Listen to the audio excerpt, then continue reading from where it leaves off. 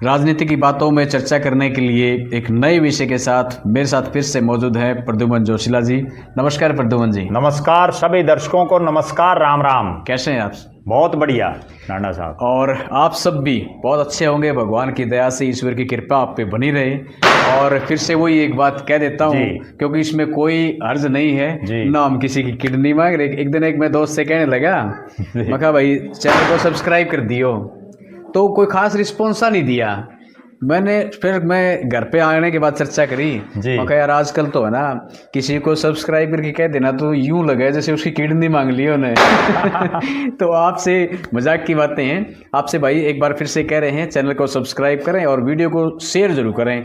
तो आज का जो चर्चा का विषय है ना प्रद्युमन जी, वो ये रहेगा कि चुनाव के दौरान जो एक पार्टी के बड़े नेता थे जजपा के, यानी कि मैं सीधा कह देता हूँ पूर्व उप मुख्यमंत्री दुष्यंत चौटाला, तो जब इलेक्शन का टाइम पीरियड चल रहा था, यानी कि जब से उनका गठबंधन टूटा बीजेपी का और जजपा का, तो एक युवा ने एक वीडियो वायरल करी थी उसी की आवाज़ में, जो लहजा उनका था ना वो बोलते थे, उसका एक ही जो डायलॉग था ना वो प्रसिद्ध हो गया था, बूंदी बन गई। बिल्कुल। तो उसके बाद से लेकर के आज हम कह सकें कि बूंदी चुनाव में तो उनके साथ बनी है, बिल्कुल, लेकिन चुनाव के बाद से दुष्यंत चौटाला किसी भी तरीके से सक्रिय भूमिका में लोगों के बीच में या जनता के बीच में नहीं दिखाई दे रहे कहीं पे भी। ये एक हमारी चर्चा का विषय, और ये मैं नहीं कह रहा जी, ये जो हमारे दर्शक है ना उन्होंने हमें इस तरीके से कहा कि भाई ये क्या मामला है, दुष्यंत सिंह चौटाला कहाँ लापता हो गए और राजनीति छोड़ दी क्या लोग? ये भी कहते हैं कहीं राजनीति तो नहीं छोड़ दी जी, नहीं, बल्कि जजपा के कार्यकर्ता हमारे से नाराज ना हो,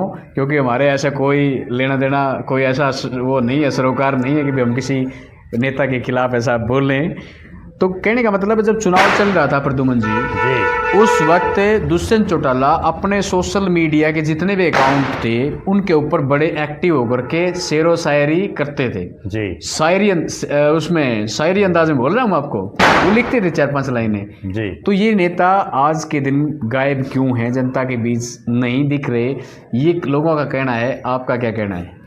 देखो, निश्चित रूप से दुष्यंत चौटाला हरियाणा प्रदेश की राजनीति में वो नेता है जी जिसने बिना संघर्ष किए और राजनीति के उच्च मुकाम हासिल किए। वो हिसार लोकसभा क्षेत्र से खुद दुष्यंत चौटाला को चुनाव लड़ने से पहले ये भी नहीं पता था कि हिसार लोकसभा क्षेत्र में कौन कौन से गांव आते हैं। हाँ बिल्कुल, कितना बड़ा एरिया है, क्योंकि वो तो विदेश में पढ़ाई कर रहे थे जी, और वो चुनाव लड़ना भी नहीं चाह रहे थे। और चौधरी देवीलाल के और चौधरी ओम प्रकाश चौटाला के एक नजदीकी रिश्तेदार ने मुझे बताया था एक बार, अच्छा, कि ये इन्होंने तो खुद ने मना कर दिया था, और ये तो इसने तो यहाँ तक भी कह दिया था दुष्यंत चौटाला ने कि मैं नहीं आऊँगा, मैं राजनीति नहीं करूँगा, नहीं करना चाहता। अच्छा, लेकिन परिवार के दबाव में और अभय सिंह चौटाला के जो है वो ये चाहते थे कि उनके भाई अजय सिंह चौटाला की जो है जेल हो गई थी और उनके पिता ओम प्रकाश चौटाला की भी जेल हो गई थी जी। और पार्टी ऐसे हालातों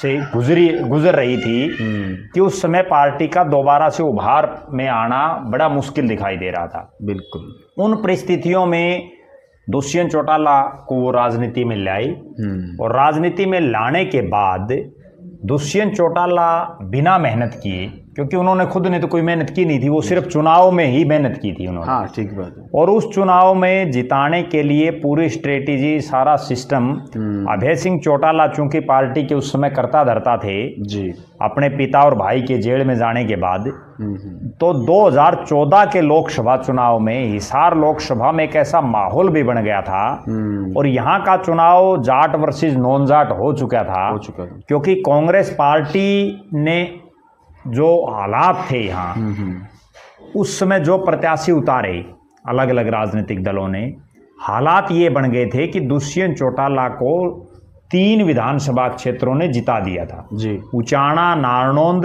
और उकलाना, जबकि 6 हलकों में वो हारे थे। और इन 6 हलकों में हारने के बावजूद उन 3 हलकों ने बम्पर वोटिंग करके दुष्यंत चौटाला को चुनाव जिता दिया। ठीक बात है। उसके बाद मुझे कहने में कोई संकोच नहीं है कि 5 साल दुष्यंत चौटाला ने खूब विपक्ष की भूमिका निभाई, खूब वो घूमे जी, और लगातार उन्होंने संघर्ष किया जी, और उस संघर्ष में उनका एक बहुत तकड़ा जोड़ीदार जो अजय सिंह चौटाला का रहा, कप्तान मीनू बेनीवाल, उनकी एक स्ट्रेटेजी के तहत उन्होंने दोनों ने काम किया। अच्छा। और फ्रंट फुट पर दुष्यंत चौटाला ने लीड की और ड्राइंग रूम से मीनू बेनीवाल ने स्ट्रेटेजी बनाई। और उसके बाद परिणाम ये रहा कि जब इंडियन नेशनल लोकदल दो धड़ों में बटी और दुष्यंत चौटाला ने अपने पिताजी और अपने भाई, अपनी माँ, इन सब के साथ मिलकर के जननायक जनता पार्टी का गठन कर लिया जींद में, जींद के पांडु पिंडारा की धरती पर जी।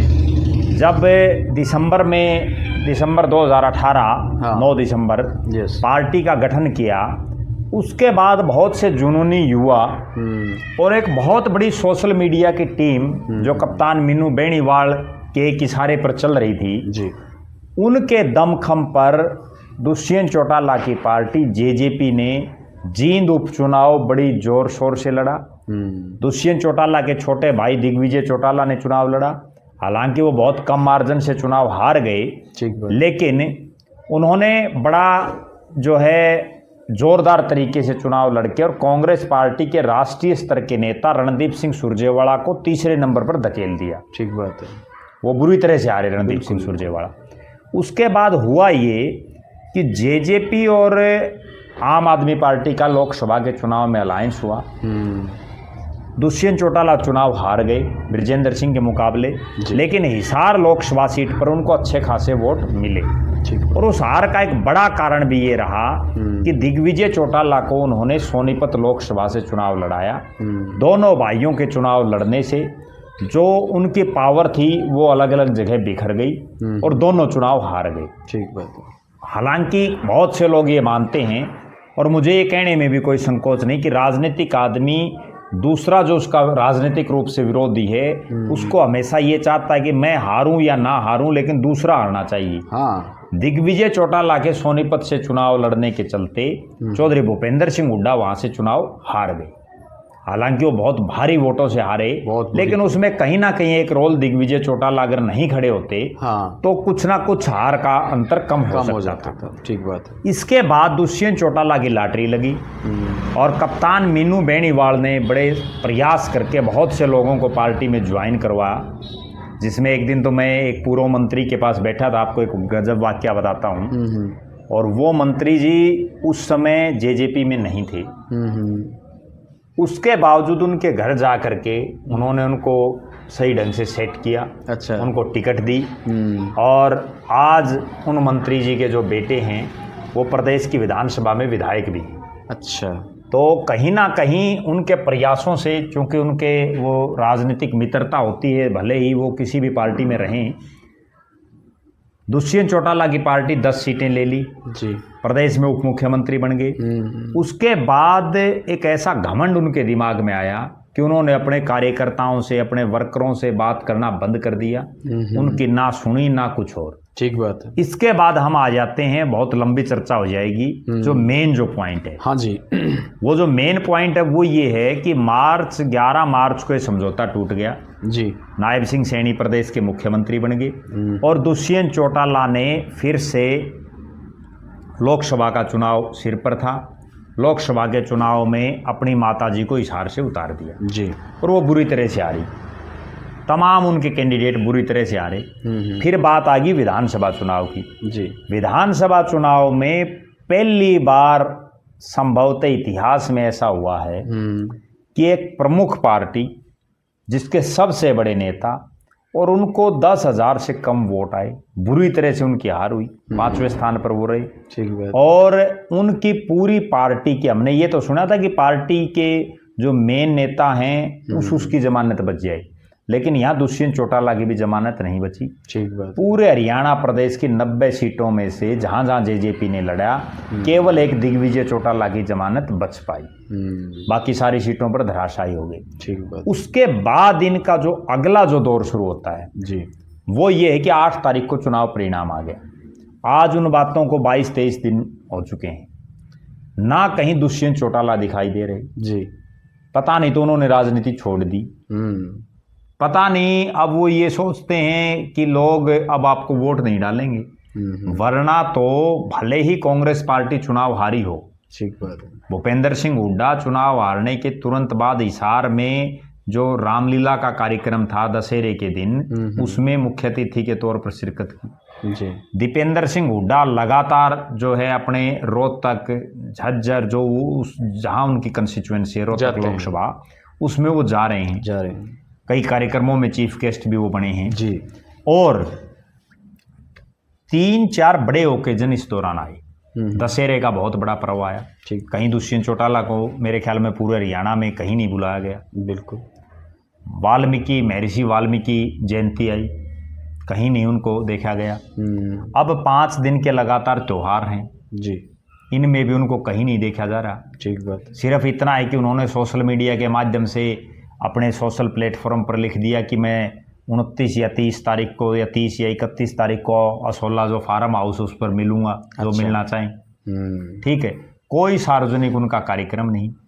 आखिर ऐसी क्या चोट लोगों ने उनको मार दी कि वो राजनीति करना ही भूल गए। वरना तो जो 5-6 साल का उनका संघर्ष का जीवन रहा, 5 साल का, तब तो ऐसा लग रहा था कि दुष्यंत चौटाला जैसा संघर्षशील कोई नेता है ही नहीं। बिल्कुल। लेकिन एक हार ने, देखिए एक बहुत बड़ी बात मैं आपको बताऊं, जब से वो राजनीति कर रहे थे, 2014 में चुनाव जीत के एमपी बन गए, 2019 आया अगला जो विधानसभा चुनाव, डिप्टी सीएम बन गए। ये पहला ऐसा चुनाव आया है जब वो कुछ भी नहीं है, बुरी तरह से चुनाव हार चुके हैं। हालांकि वो लोकसभा का चुनाव हारे हैं, वो एक अलग बात है, लेकिन अगर हम बात करें विधानसभा के लिहाज से तो पार्टी ने 2019 के बाद ये पहला चुनाव लड़ा जी। और पहले चुनाव में इतनी बुरी तरह से धराशायी हुई।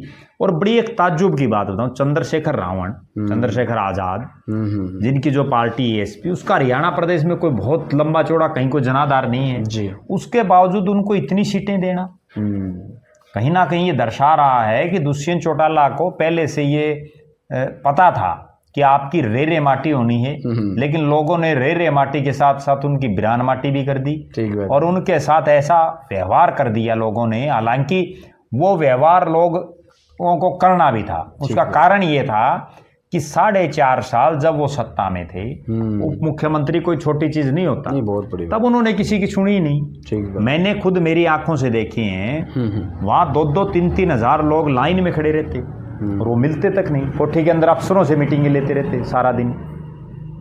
या आपको विधायक या आपको उप मुख्यमंत्री अफसरों ने बनाया है या जनता ने बनाया है? ठीक बात है। अफसरों से तो आप बाद में भी मीटिंग कर सकते हो, लेकिन जो लोग इतने किलोमीटर से चल के आ रहे हैं, 200, 500 किलोमीटर से, और उनको धक्के मारे जा रहे हैं। एक उचाना गांव का, हालांकि राजनीति में लोग अब भी ऐसे ही हैं, उचाना विधानसभा क्षेत्र का एक कार्यकर्ता था, वो दुष्यंत चौटाला से मिलने के लिए प्रयास कर रहा था। अच्छा। उसके गनमैनों ने उसको धक्का ऐसा मारा कि उसकी नाक से खून बहा। बताओ। और आज भी ये देखिए कि कितना समर्पण वो कार्यकर्ता कर रहे हैं, आज भी उसके साथ है। ये तो मैं उस समय उनकी कोठी पर मौजूद था, जो आंखों देखी बात है। ठीक बात। तो कहीं ना कहीं दुष्यंत चौटाला की अब जो हालात है, उसके लिए वो खुद भी जिम्मेदार हैं। दूसरी बड़ी बात, मुझे ये कहने में भी कोई संकोच नहीं है जी, कि जब से कप्तान मीनू बेनीवाल उनसे अलग हुए हैं, जो एलनाबाद से आते हैं जी, वो जब से उनसे राजनीतिक रूप से अलग हुए हैं, तब से दुष्यंत चौटाला की उल्टी गिनती शुरू होगी। ठीक है। अब वो उल्टी गिनती कहां तक अटकती है, क्योंकि एक खास बात यह है ढांडा साहब, राजनीति में फेस लोगों के बीच में अलग होता है जी, और स्ट्रेटेजी बनाने वाले अलग होते हैं। बिल्कुल बिल्कुल।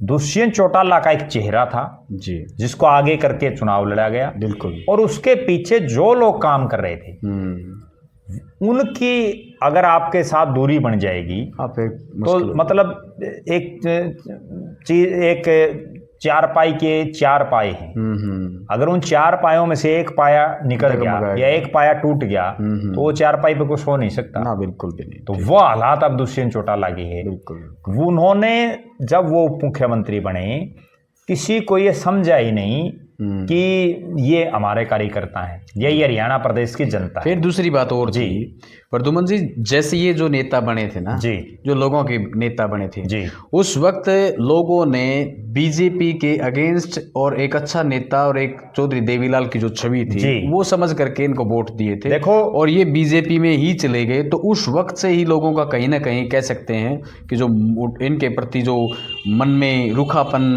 खटास जो था ना वो आ गया था। लेकिन मैं तो कुरुक्षेत्र जिले में पड़ता है एक कॉन्स्टिट्यूएंसी जी, मैं उस विधायक से मिल रहा था जो इनको छोड़ गया था बाद में जी, तो उन्होंने मेरे को कहा भी है कि यहाँ कुरुक्षेत्र के अंदर एक मूवमेंट चला था किसानों का जी, उस दौरान भी मैंने इनसे सलाह मशविरा किया था जी। दिल्ली के अंदर जो इतने दिन तक किसान आंदोलन चला था जी, उस दौरान भी हमने चर्चा की थी कि हम पार्टी छोड़ देते, बीजेपी का अपना काम है जी, वो ये देखेंगे कि इनको सरकार कैसे चलानी है, लेकिन उन्होंने उस वक्त भी इस पर कोई प्रतिक्रिया व्यक्त नहीं करी। तो कहीं ना कहीं ये जो पहलू थे ना वो इसको ले बैठे। क्यों?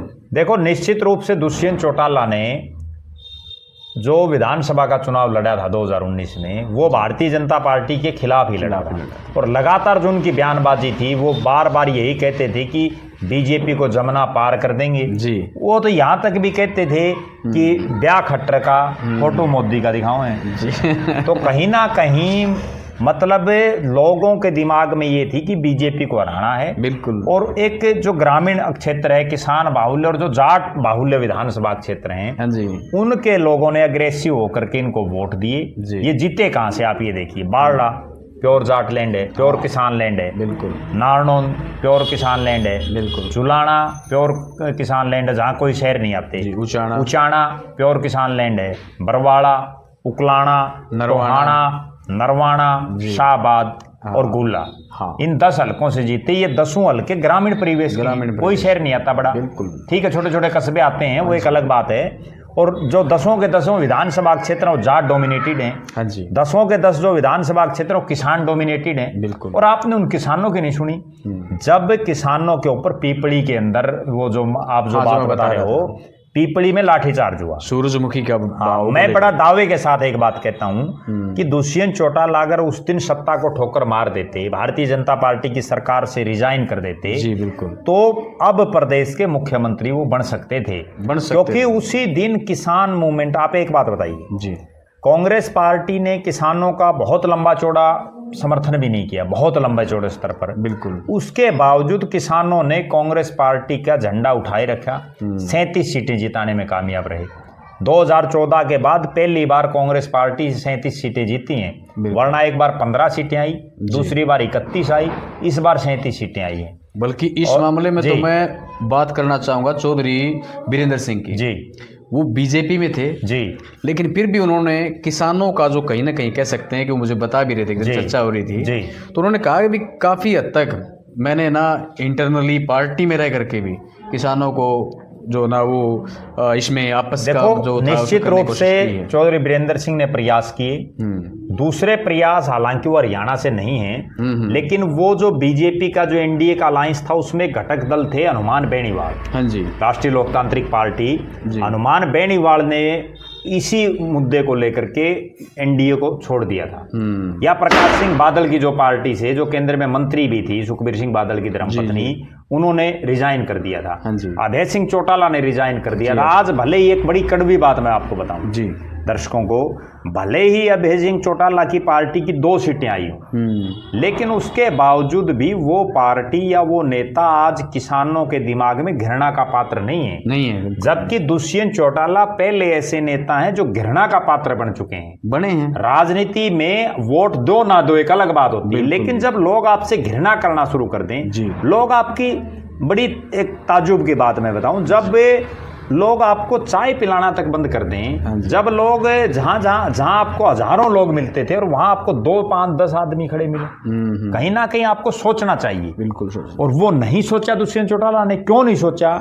उसके पीछे भी वो दादा गौतम वाली बात है कि भाई खोपर के पास सारा सिस्टम आ रहा है, तो इसलिए नहीं सोचा। बिल्कुल। और उसका नतीजा आज ये है कि केवल दिग्विजय चौटाला की जमानत बच पाई। पार्टी के सबसे बड़ा नेता 10,000 वोट मांगे। ठीक बात। और वो उस विधानसभा क्षेत्र से जहां पिछली बार लोगों ने उनको लगभग 50,000 वोटों से जिताया। आप ये कितनी गंभीर बात है कि आप ये देखिए, जो दुष्यंत चौटाला 2019 के चुनाव में उसने चौधरी वीरेंद्र सिंह की धर्मपत्नी को 50,000 के आसपास वोटों से चुनाव हराया। बिल्कुल। और वो अब ये हालात है कि उसको खुद को 10,000 वोट ना आए। ठीक बात है। कहीं ना कहीं निर्दलीय भी उससे ऊपर है। बिल्कुल ऊपर है। तो निश्चित रूप से उनको सोचना चाहिए। और सबसे बड़ी बात जो आपने शुरू में रखी जी, वो मुझे नहीं लग रहा कि कहीं को सोच पा रहे हैं। आज 22, 23, 25 दिन बीतने को हैं परिणाम के, और दुष्यंत चौटाला कहीं दिखाई नहीं दे रहे। वो तो पूरी तरह से निराशा में, हताशा में डूब चुके हैं। और जब किसी राजनीतिक आदमी को ये वास्तव में बनता है, जब किसी राजनीतिक आदमी के पास हजारों लोग आते हों और एकदम से उसकी कोठियां वीरान हो जाएं, तो हालात ही बनेगी। क्योंकि तब आपने किसी की सोची नहीं, ना किसी की सुनी। अगली बात, आपके पास जब तक कोई थिंक टैंकर नहीं है, आपके पास कोई स्ट्रेटेजी बनाने वाला नहीं है, तो आप कैसे कामयाब होगे। आज एक बड़ी गजब बात मैं दर्शकों को बताऊं। हाँ जी। भारतीय जनता पार्टी की क्यों सरकार आई।